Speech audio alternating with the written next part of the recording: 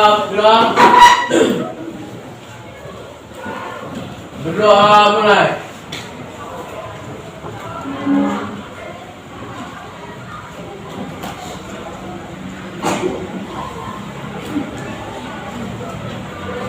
Ucapkan salam. Assalamualaikum warahmatullahi wabarakatuh.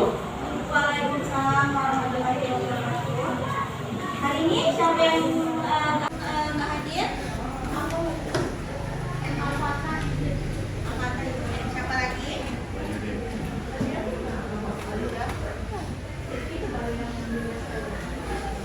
Angkatan saja. Ada yang belum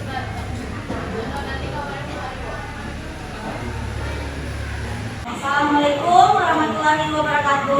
Waalaikumsalam warahmatullahi wabarakatuh. Nah, sebelumnya masih ingat nggak minggu lalu kita belajar tentang apa? Pernapasan. Masih ingat nggak apa yang dimaksud dengan inspirasi? Apa yang dimaksud dengan ekspirasi? Inspirasi udara aktif. Kalau ekspirasi, Mengalirkan udara. benar ya. Jadi masih ingat ya. Terus juga ada tuh pertukaran O2 dan CO2. Nah, terus ibu mau nanya, apakah CO2 itu akan tetap berada di dalam tubuh kita? Tidak. Akan Keluarkan. apa? Terus lewat hidung. Nah, ibu tanya lagi, apakah hanya CO2 zat yang ada dalam tubuh kita yang akan dikeluarkan? Tidak. Apakah ada zat lain yang akan dikeluarkan di tubuh kita? Apa aja? Ada yang tahu? Apa? Urin. Apa lagi? Keringat. Dikeluarkan oleh tubuh melalui ginjal, paru-paru. Nah, itu disebut dengan ekresi.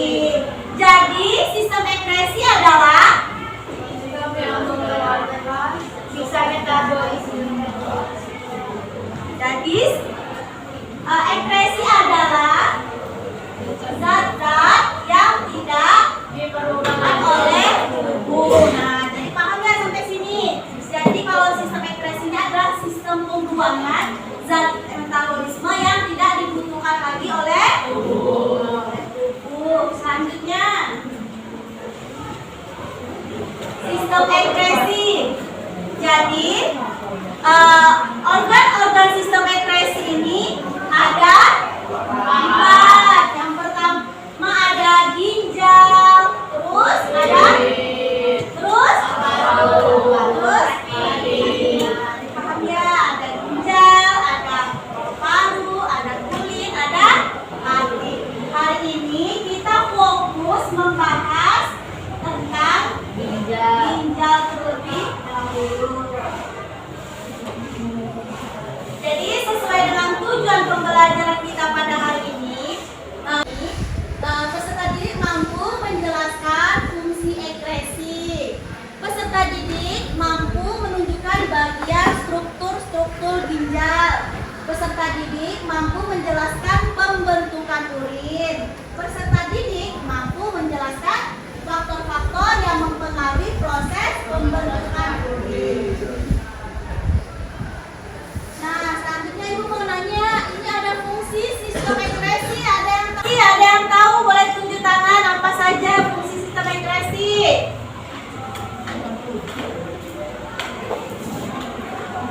Ya, ada yang bisa menjawab? Oke ya, apa aja? Tidak menyebabkan akumulasi atau penimbunan. 2. Melindungi sel-sel tubuh dari zat-zat yang bersifat racun. 3. Menjaga keseimbangan cairan dalam tubuh. 4. Membantu mempertahankan suhu tubuh. Ya, benar, tepuk tangan buat Dea.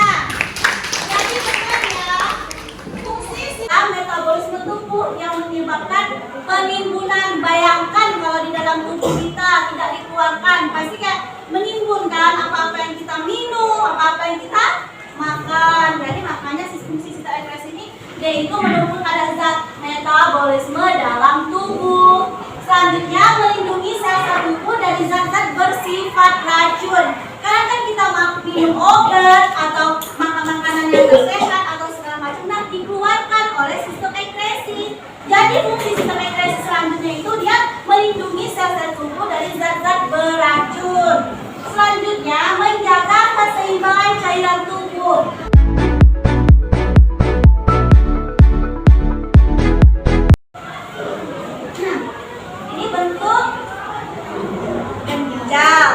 Nih kalau misalnya dilihat itu bentuk di dalam tubuh kita ginjal itu seperti ini. Jadi ginjal itu terletak di antara rongga di belakang rongga perut, letaknya di kiri dan di kanan. Terus yang di kanan itu sedikit bawah karena memberi ruang untuk hati. Jadi ukurannya itu berbeda, lebih tinggi yang kiri karena kalau di kanan agak ke bawah karena memberi rongga untuk hati. Selanjutnya apalagi itu ada ureter itu fungsinya buat apa? Ada yang bisa? Ureter ya, ada dibaca nggak bukunya tadi malam?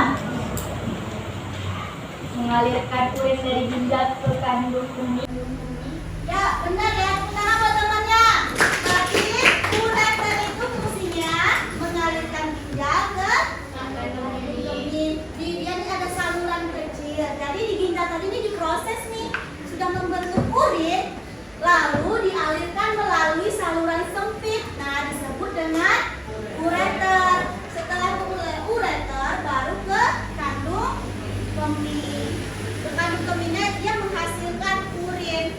Jadi ditampung nih di sini. Setelah ditampung di sini baru dikeluarkan melalui uretra dan baru dibuang. Sampai sini paham ya? Paham ya? Jadi dia diproses nih urin kita di ginjal. Setelah membentuk urin sesungguhnya baru dia melalui saluran ini, ureter ini baru ke kandung.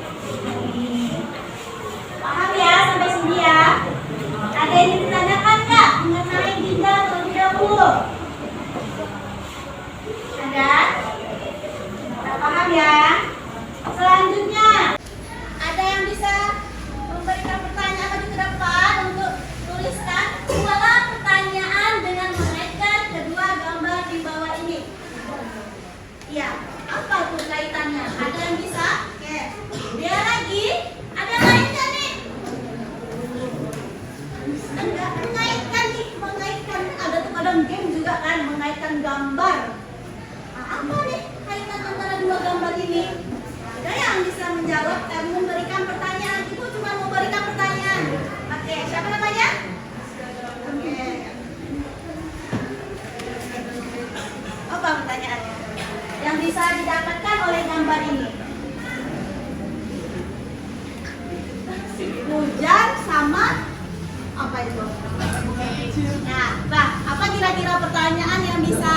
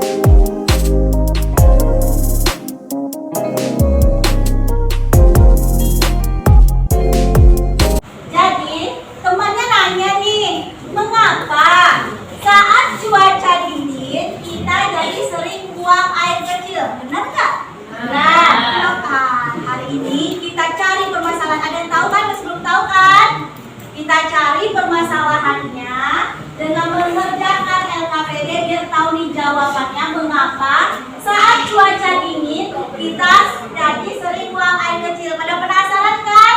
Ya. Kenapa nih gitu ya? Nah, jadi Ibu akan memberikan LKPD agar yang bisa menjawab pertanyaan gambar tersebut. Duduk berkelompok.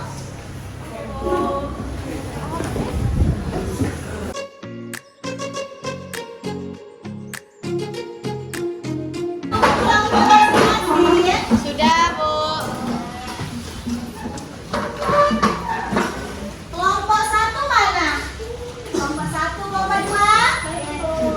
3, kelompok 4, 5, 6. Oke. Sebelum Ibu memberikan tugas kelompok LKPD, Ibu mau memberikan informasi terlebih dahulu tata caranya mengerjakan LKPD-nya ya. Yang pertama, waktu yang Ibu kasih selama 30 menit. Oke.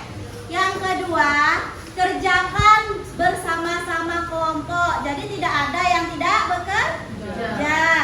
Terus yang ketiga, Ibu berikan yang bebas untuk melihat handphone, tapi dibatasin satu kelompok itu hanya 2 handphone saja. Nanti kalau misalnya yang kelompoknya yang paling kerjasamanya lebih bagus, nanti Ibu kasih nilai. Oke? Paham ya sampai sini ya? Sekarang ini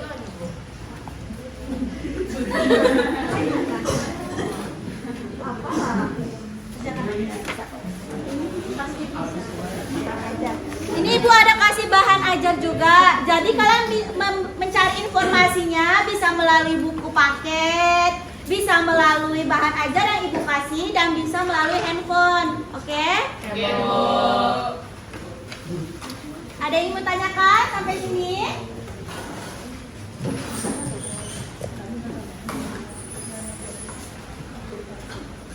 Tadi berapa yang nggak hadir? Yang ada keterangan 1, Bu.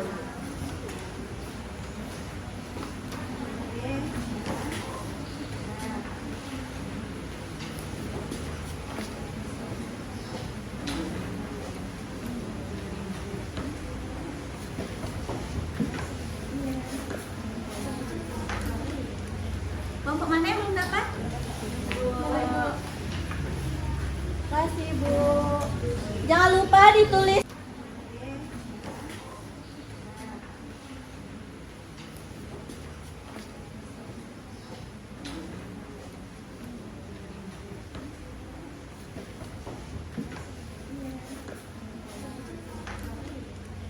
Kelompok mana yang belum dapat? Kasih Bu. Jangan lupa ditulis Bu semua. Jadi kan itu Ibu kasih LKPD-nya nggak berwarna kan? Nah ini biar bisa memahaminya, bisa lihat gambar di depan ya. Ibu tempelin nanti gambar neutronnya sama ini hijaunya, oke? Jadi bisa lihat di depan ya.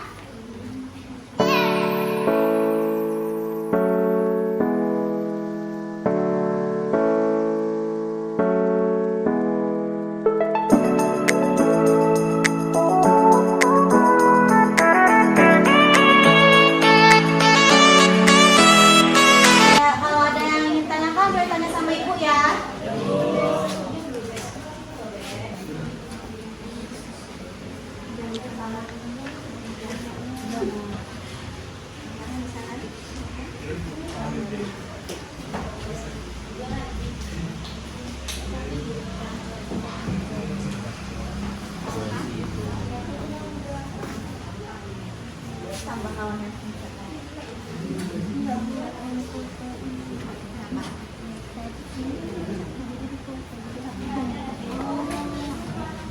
Udah bisa kan?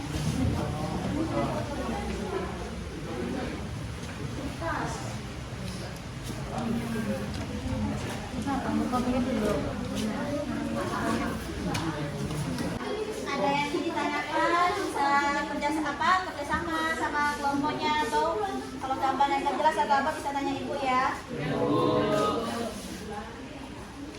Paham ya?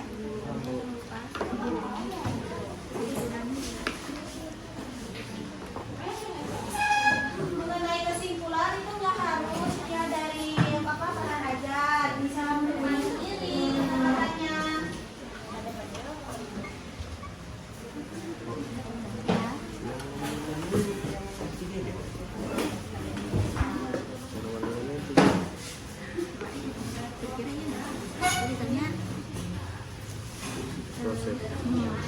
Proses pembentukan dulit, benar nggak?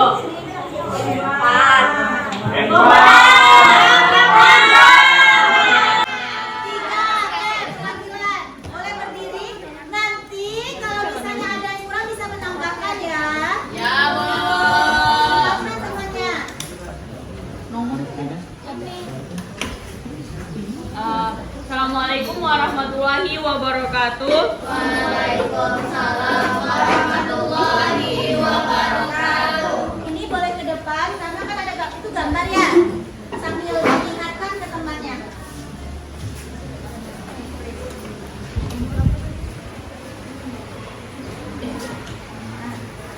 Bacakan dulu soalnya. Yang nomor 1, Rika sedang membantu ibu guru membersihkan ruangan laboratorium biologi. Pada saat membersihkan alat-alat labor, Rika menemukan torso berbentuk ginjal. Rika mengamati struktur yang ada pada ginjal tersebut, namun dia bingung nama bagian-bagiannya. Sekarang coba bantu Rika untuk mengetahui nama bagian-bagian yang ada pada struktur ginjal dengan mengisi kolom yang kosong pada gambar berikut. Untuk yang paling atas, di bagian sini itu namanya adalah pelvis renalis. Untuk yang di pinggir-pinggir sini itu namanya cortex. Dan yang di bawah sini medula. Yang di atas ini namanya nefron. Yang warna merah ini namanya arteri renalis. Untuk yang berwarna biru, ini adalah vena renalis. Dan yang terakhir, yang tabung ke bawah ini adalah ureter atau saluran dari ginjal menuju kantung kemih. Benar nggak? Benar. Tepuk tangan dulu buat kelompok 3. Jadi benar ya. Nah, yang pertama itu yang bagian luar itu namanya adalah korteks. Ya benar ya, di bagian luar. Nih namanya korteks. Terus yang bagian tengah ini namanya medula. Terus yang di bagian dalam ini namanya pelvis renalis, bentuknya seperti corong yang dekat dengan pembuluh darahnya ya. Terus ada ini apa namanya? Nih di dekat medula kan di tengah-tengah ada lagi berbentuk seperti ini jaringan ini apa namanya? Nefron. Benar ya? Jadi terus ada arteri renalis dan arteri vena renalis. Yang terakhir yang bentuk salurannya namanya ya benar ya. Jadi kelompok 3. Tepuk tangan dulu buat kelompok 3. Selanjutnya Dari kelompok 6 akan membacakan jawaban nomor 2. Setelah melengkapi nama bagian-bagian dari struktur ginjal di atas, cobalah kamu jelaskan lebih lanjut mengenai struktur ginjal bernomor 1, 2, dan 3 pada tabel yang sudah disediakan berikut. Nomor 1, korteks merupakan bagian ginjal yang paling luar.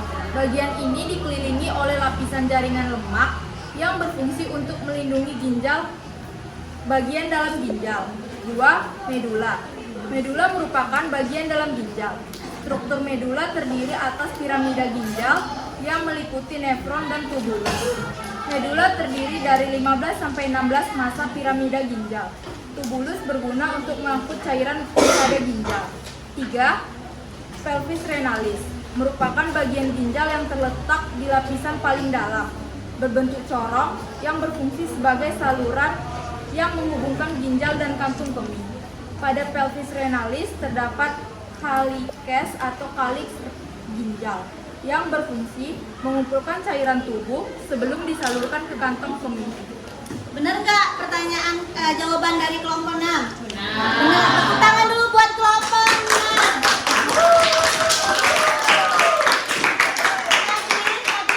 Dijelaskan ada nefron, ada korteks, ada medula, ada pelvis renalis. Kalau yang korteks itu dia di bagian luar melindungi ginjal. Nah, di bagian luar ya.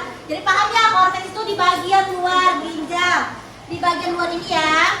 Selanjutnya medula, dia itu terdapat di tengah. Nah, dia ini terdiri atas piramida-piramida ginjal dan ada tubulus dan nefron. Terus ada pelvis renalis, dia itu di bagian belakang. Bentuknya seperti corong. Nih dia ini mengalir ke, fungsinya untuk mengalir ke kandung kemih. Paham ya sampai sini ya? Oke. Selanjutnya pertanyaan nomor 3. Tekanan osmosis cairan tubuh, mengatur keseimbangan asam basa plasma darah dan cairan tubuh, mengatur volume plasma darah dan cairan tubuh dan menjaga tekanan. Selain itu juga sebagai mengeluarkan zat sisa organik, zat racun, mengubah vitamin D inaktif menjadi vitamin D aktif, dan mengatur keseimbangan konsentrasi ion-ion penting dalam tubuh. Bener nggak? Ada yang mau nambahkan lagi? Benar. Tepuk tangan buat kelompok. Jadi benar ya yang disebutkan oleh kelompok 2. Jadi ada fungsi dari ginjal itu, dia mengeluarkan sisa organik seperti urea, amonia dan lain sebagainya. Terus juga dia mengeluarkan zat beracun yang seperti kata ibu tadi, obat-obatan nih, yang terus juga bahan kimia, terus zat aditif makanan gitu. Jadi fungsi ginjal ini luar biasa bagi tubuh kita ya. Terus juga dia mempertahankan suasana keseimbangan konsentrasi ion-ion. Terus juga dia mempertahankan keseimbangan kadar asam dan basa.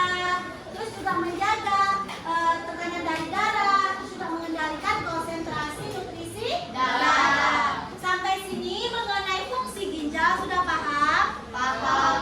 Oke. Selanjutnya pertanyaan ke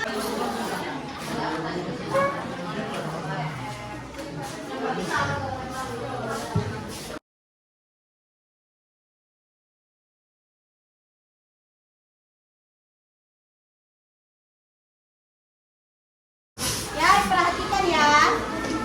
Yang pertama di sini ada glomerulus. Ke depan nak, nggak nampak?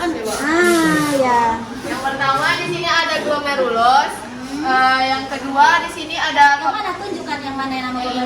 ini glomerulus namanya. Yang ini nih namanya kapsul Bowman.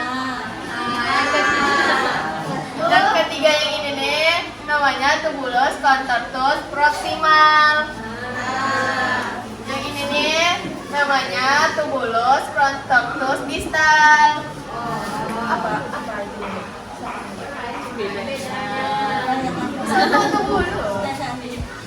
Yang selanjutnya di sini yang ini adalah lengkungnya lengkung Henle.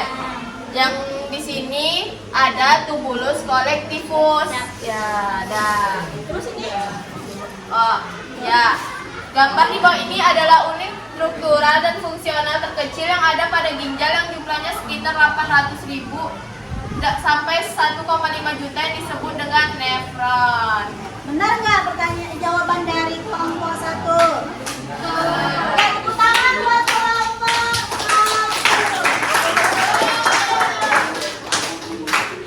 Jadi benar ya. Nih yang disebutkan oleh kelompok ginjal itu disebut nefron. Dia ini terdiri atas 800.000 sampai 1,5 juta nefron di dalam ginjal. Nah, terus yang berbentuk seperti ini benar ya, glomerulus. Terus yang salin seperti ini adalah kapsul Bowman. Terus yang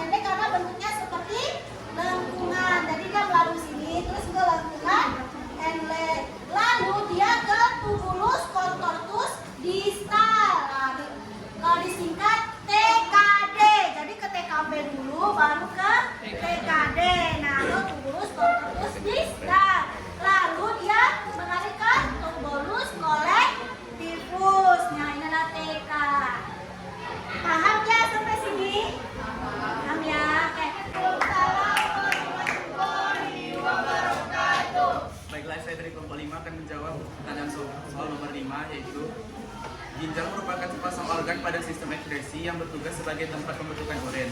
Urin di dalam ginjal meliputi 3 proses dasar yaitu yang pertama, filtrasi glomerus. Pengertiannya, proses penyaringan plasma bebas protein melalui kapiler glomerus ke dalam kapsul Bowman. Tempatnya, glomerus dan kapsul Bowman. Bahannya yaitu darah, hasilnya itu filtrat glomerus atau urin primer. Yang kedua yaitu reabsorpsi tubulus. Pengertiannya, proses penyerapan kembali zat yang dibutuhkan oleh tubuh. Tempatnya yaitu tubulus contortrus proximal dan lengkung Henle.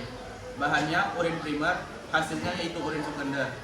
Yang ketiga yaitu augmentasi atau sekresi tubulus. Pengertiannya, transfer aktif yang memindahkan zat-zat tertentu dari darah dalam kapiler peritubular keluar melewati sel-sel tubular menuju ke cairan tubular dan masuk ke dalam urin.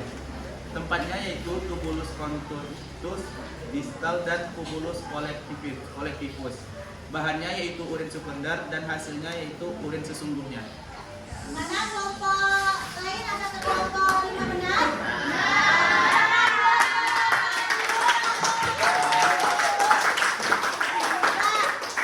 Jadi dalam proses pembentukan urin itu ada 3. Yang pertama adalah filtrasi, yaitu penyaringan, proses penyaringan. Yang kedua ada reabsorpsi.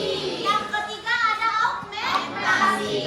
Nah, jadi yang pertama itu namanya filtrasi. Nih, dia di sini bagiannya. Nih. Di sini. Sama tadi dia apa? Filtrasi. Dia ini masih bahannya seperti darah. Dia ini adalah fungsi untuk menyaring ya. Terus dia lanjut ke reabsorpsi. Ini dia masih menyaring zat-zat yang masih dibutuhkan oleh tubuh. Nah, di sini dia menghasilkan urin sekunder. Dari mana terus ke augmentasi. Nah, di sini dia menghasilkan urin sesungguhnya. Nah, sampai sini paham ya mengenai pembentukan urin? Paham. Ada yang ditanyakan? Nah, udah ya, masih paham ya? Selanjutnya, pertanyaan kelima kelompok. Oke.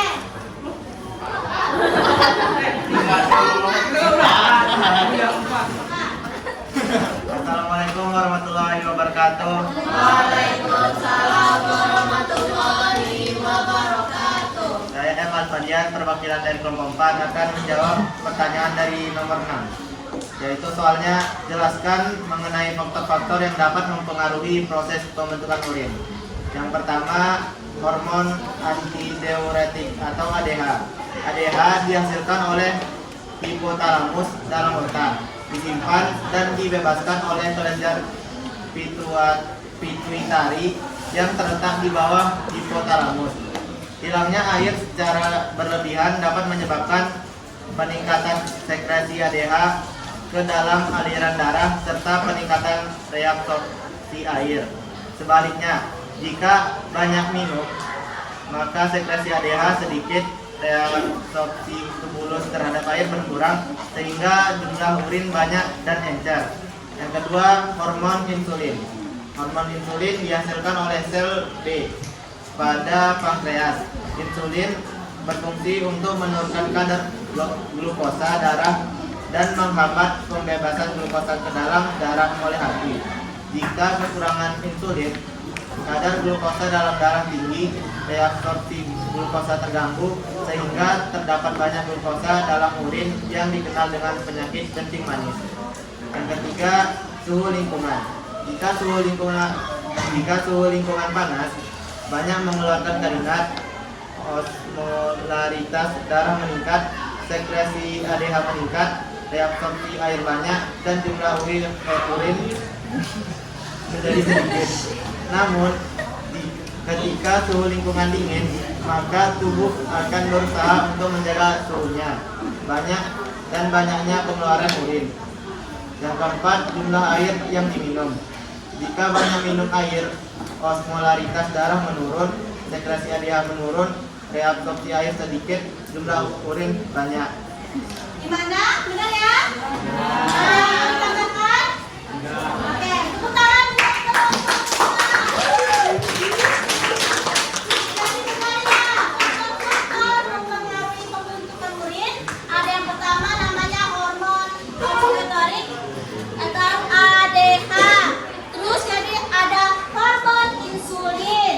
Terus ada suhu lingkungan dan jumlah air yang diminum. Pertama itu adalah hormon ADH. Jadi dia itu kayak mengetahui dari otak kita dan mengetahui nih kalau misalnya kita kekurangan air seperti diare, di hormon ADH inilah fungsinya. Tapi dia kalau misalnya hormon ADH ini berfungsi, dia itu untuk urin kita pekat atau sedikit. Beda kalau misalnya kita minum banyak. Nah, jadi hormon ADH kita ini tidak terlalu bekerja karena kita udah banyak nih kasih minum gitu. Terus ada hormon insulin, ini bentuknya glukosa. Nah, kalau misalnya dia nggak berfungsi, jadi kita akan terjadi kencing manis. Selanjutnya ada suhu lingkungan. Nah, menjawab dari pertanyaan yang tadi, mengapa saat cuaca dingin kita jadi sering buang air kecil? Kalau misalnya suhunya panas, apa tadi? Dia mengeluarkan keringat. Jadi dia mengeluarkan keringat. Makanya kita jarang untuk buang air kecil. Kalau misalnya suhu dingin, pori-pori kita itu mengecil, terus aliran darah kita itu mengalir ke ginjal. Makanya kita sering buang air kecil karena kita nggak mengeluarkan keringat kalau hari dingin. Paham ya? Paham. Oke, selanjutnya jumlah air yang diminum ini udah jelas ya. Semakin banyak kita minum air, maka semakin banyak urin yang kita keluarkan. Sampai di sini ada yang bertanya mengenai faktor. Jadi terjawab ya kenapa kalau misalnya kita hujan pengen pipis karena kita itu nggak mengeluarkan keringat. Jadi peredaran darah itu mengalirnya ke ginjal semua. Paham ya? Selanjutnya, siapa yang bisa menyimpulkan? Oke. Kelompok? Oke. Simpulkanlah. Assalamualaikum warahmatullahi wabarakatuh. Dapat kami simpulkan, sistem ekskresi adalah sistem pembuangan zat sisa yang meliputi ginjal, hati, paru-paru, dan kulit. Dapat diketahui juga bagian dalam ginjal beserta penjelasannya, fungsi organ ginjal, bagian-bagian pada saluran augmentasi atau penambahan zat sisa. Proses pembentukan urin yang terdiri dari 3 proses, filtrasi, reabsorpsi, augmentasi, dan juga faktor pembentukan urin. Mana tepuk tangan buat ginjal terdiri atas pertama apa?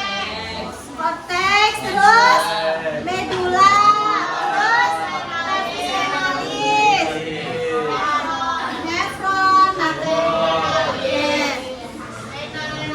Oke, jadi paham ya. Terus struktur yang terkecil tapi urinnya fungsional disebut dengan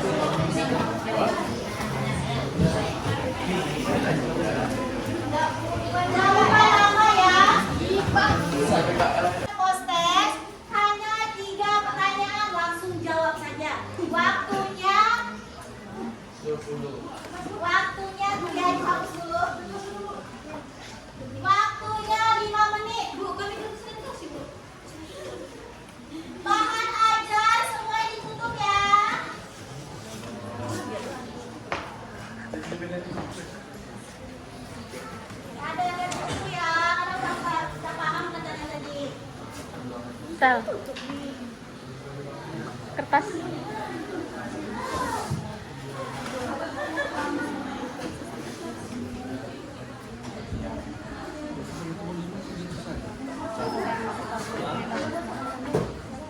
Ada yang buku ya. Metabolisme, metabolisme.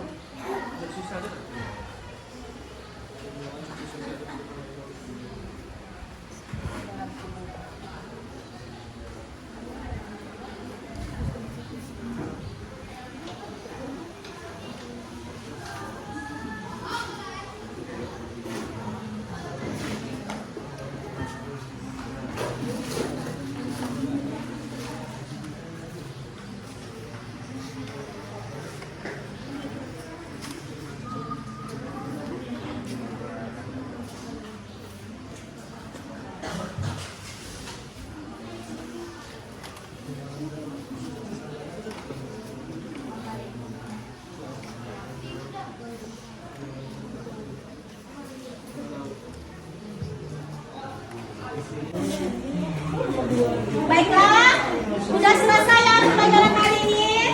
Sudah selesai post-test juga.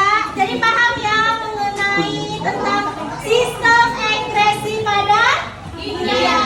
Nah, nanti selanjut pembelajaran selanjutnya kita membahas tentang paru-paru, kulit, dan hati. Nah, sebelum Ibu menutup pembelajaran pada hari ini, kita ada tugas ya. Ibu mau memberikan tugas tentang bikin poster menggunakan HPS saja, digambar berkelompok. Bebas ya mau. Jadi gambarnya itu pembentukan urin. Nah, ya. Satu kelompok satu saja di kertas HPS. Dipercantik ya, karena nanti Ibu menilai tentang gambarnya, penjelasannya. Ya, berdoa mulai.